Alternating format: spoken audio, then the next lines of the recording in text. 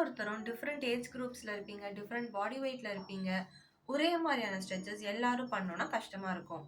அதனால டிஃப்ரெண்ட் வேரியேஷன்ஸ்ல வேற வேற மாடிஃபிகேஷன்ஸ் வச்சு எப்படி 10 வேரியேஷன்ஸ்ல காஃப் அண்ட் ஹாம்ஸ்ட்ரிங்க ஸ்ட்ரெச் பண்றதுன்னு பார்க்கலாம். நம்பர் 1, லாங் சிட்டிங்ல கால் நீட்டி உட்கார்ந்துட்டு உங்க டோவை கிராஸ் பண்ணி ஃபார்வர்ட் பெண்ட் பண்ணி ஹோல்ட் பண்ணிக்கோங்க. டைரக்டா உங்களுக்கு ஃபார்வர்ட் பெண்ட் பண்ண கஷ்டமா இருக்கு, டம்மி இடிக்குது, பேக் பெயினா இருக்கு அப்படின்னா ஒரு டவல் இல்ல ரோப் எடுத்துக்கோங்க. உங்க எல்போஸை பெண்ட் பண்ணி அதை டைட்டா பிடிச்சிட்டு ஸ்லோவா ஃபார்வர்ட் பெண்ட் பண்ணுங்க. எவ்வளோ முடியுதோ அவ்வளோ பெண்ட் பண்ணா போதும். உங்க கையை அப்படியே கொஞ்சம் கொஞ்சமா ஃபார்வர்ட் எடுத்துட்டு போக ட்ரை பண்ணுங்க. இது செகண்ட் வேரியேஷன். எந்த பொசிஷன்ல மேக்ஸிமம் ஸ்ட்ரெச் தெரியுதோ அந்த பொசிஷனை அப்படியே ஹோல்ட் பண்ணிக்கோங்க. நம்பர் 3, லையிங்ல ஒரு ஷால் எடுத்துட்டு சப்போர்ட்டடா காலை லிஃப்ட் பண்ணிக்கோங்க 90 டிகிரிக்கு.